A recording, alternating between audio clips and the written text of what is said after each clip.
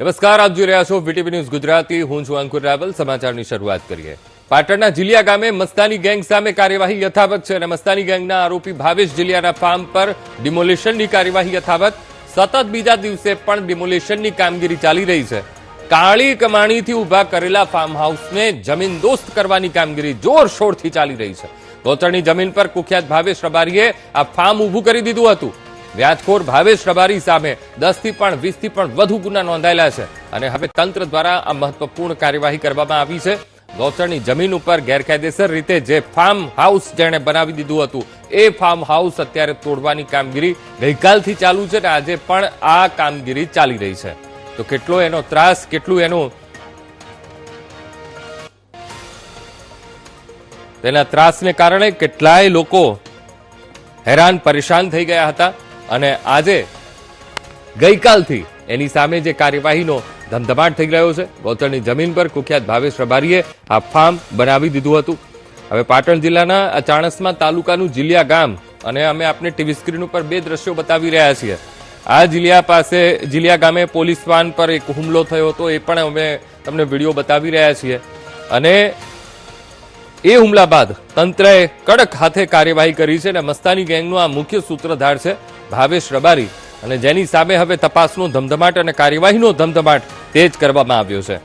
ગૌચરની જમીન ઉપર એણે ફાર્મ હાઉસ ઊભું કરી દીધું હતું અને જીલિયા ફાર્મ હાઉસ પર બુલડોઝર ફેરવી દેવાની શરૂઆત થઈ ગઈકાલથી જ કરી દેવામાં આવી અને આજે પણ એ કામગીરી ચાલી રહી છે.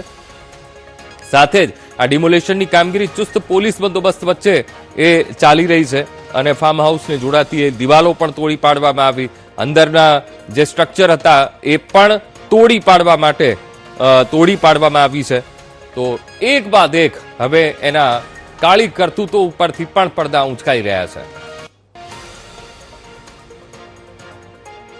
ચાણસ્મા તાલુકાના જીલિયા ગામે જે મસ્તાની ગેંગના મુખ્ય સૂત્રધાર ભાવેશ રબારીનું જે ભાવમાં આવ્યું હતું તેની અંદર ગઈકાલે જે રીતે દાદાનું બુલડોઝર ફર્યું છે અને આજે જેનો બીજો દિવસ છે, આપ દ્રશ્યો જોઈ શકો છો કે જે મસ્તાની ગેંગના માસ્ટર માઇન્ડ એટલે કે ભાવેશ રબારીના ફાર્મ ઉપર અત્યારે તંત્ર દ્વારા બીજા દિવસે પણ અહીંયા ડિમોલેશનની કામગીરી હાથ ધરવામાં આવી છે. અત્યારે જે રીતે અહીંયા પ્લેવર બ્લોક મારવામાં આવ્યા છે તે તમામ તોડી પાડવાની કામગીરી અત્યારે બીજા દિવસે હાથ ધરવામાં આવી છે. એટલે કે કહી શકાય કે સમગ્ર ગુજરાતની અંદર જેને પોતાના ધાક ધમકી અને ઊંચા વ્યાજે રૂપિયા આલીને લોકોને ડરાવીને પોતાનું જે અહીંયા એટલે કે 2 નંબરના રૂપિયા કમાઈને જેને પોતે અહીંયા પોતાનું એક આશિયાનું બનાવ્યું હતું એટલે કે ફાર્મ હાઉસ બનાવ્યું હતું. અત્યારે આ ફાર્મ હાઉસના જે દ્રશ્યો આપ જોઈ શકો છો કે તંત્ર દ્વારા સતત બીજા દિવસે અહીંયા દાદાનું બુલડોઝર ફેરવવામાં આવી રહ્યું છે. સરકાર પણ કહેવામાં આવે છે કે કાયદામાં રહેશો તો ફાયદામાં રહેશો, પરંતુ જે રીતે ભાવેશ રબારીનો ખોફ હતો સમગ્ર ગુજરાતની અંદર, પાટણ જિલ્લાની જો વાત કરવામાં જઈએ તો પાટણ જિલ્લાની અંદર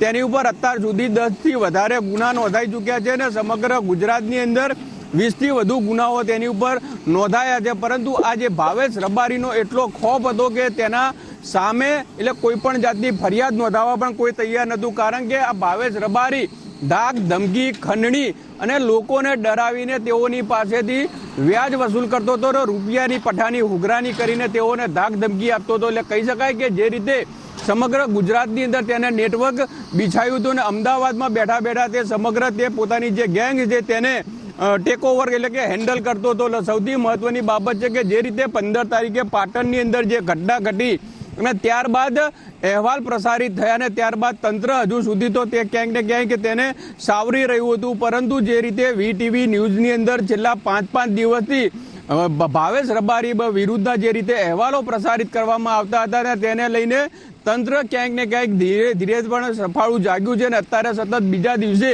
જે ભાવેશ રબારીનું ફાર્મ આવેલું છે ત્યાં ગાડી બુલડોઝર ફેરવવાની કામગીરી હાથ ધરવામાં આવી છે. એટલે કે વીટીવીના અહેવાલની અસર અહીંયા જોવા મળી રહી છે. જે રીતે વીટીવી અહીંયા સતત 5 દિવસથી અહેવાલો પ્રસારિત કરી રહ્યું હતું, પરંતુ તંત્રએ છેલ્લા 2 દિવસથી અહીંયા જે ભાવેશ રબારીનું એટલે કે લુખાગીરી કરીને જે ગુંડો છે તેને લુખાગીરી કરીને સમગ્ર આખું ફાર્મ હાઉસ અહીંયા ઊભું કરી દેવામાં આવ્યું હતું. જે આખી જે ગૌચરની જમીન છે ત્યાં ગાડી તેને આખું મોટું લાખો રૂપિયાના ખર્ચે એક ફાર્મ હાઉસ ઊભું કર્યું હતું. આ જ ફાર્મ હાઉસની અંદર જે સમગ્ર ગુજરાતની અંદર જે લોકોને ટાર્ગેટ કરવામાં આવતા હતા તેની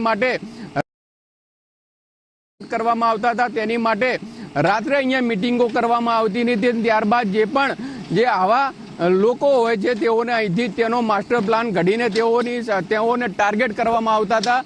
બીજી બાજુ સૌથી મહત્વની બાબત છે કે પાટણ જિલ્લા પોલીસ દ્વારા પણ એક આહવાન કરવામાં આવ્યું છે કે ભાવેશ રબારીનો પાટણ જિલ્લાની અંદર અન્ય કોઈ પણ વ્યક્તિ જો ભોગ બન્યો હોય તો પોલીસની અંદર ફરિયાદ નોંધાવશે તો પોલીસ તેની સામે કાયદેસરની કાર્યવાહી કરશે. એટલે કહી શકાય કે જે રીતે ભાવેશ રબારી ઉપર અત્યાર સુધી 20 થી વધુ ગુનાઓ નોંધાયા છે, ગુચ્ચી કોટ સહિતના જે ગુનાઓ નોંધાણા છે, ખંડણી, ધાક, ધમકી સહિતના જે ગુનાઓ નોંધાણા છે, ત્યારે હવે માત્ર સવાલ લોકોની અંદર એ જોવા મળી રહ્યો છે કે જે ભાવેશ રબારી છે તેને વરઘોડો ક્યારે કાઢે છે. પરંતુ હાલ તો સૌથી મહત્વની બાબત છે કે જે તેને લોકોને ધાક ધમકી આપી અને જે આશિયાનું ઊભું કર્યું હતું એ આશિયાનું અત્યારે ધીરે ધીરે જમીનદોસ્ત થવા તરફ જઈ રહ્યું છે. ભરત પ્રજાપતિ, વીટીવી ન્યૂઝ, પાટણ. તો કુખ્યાત આ ગુંડા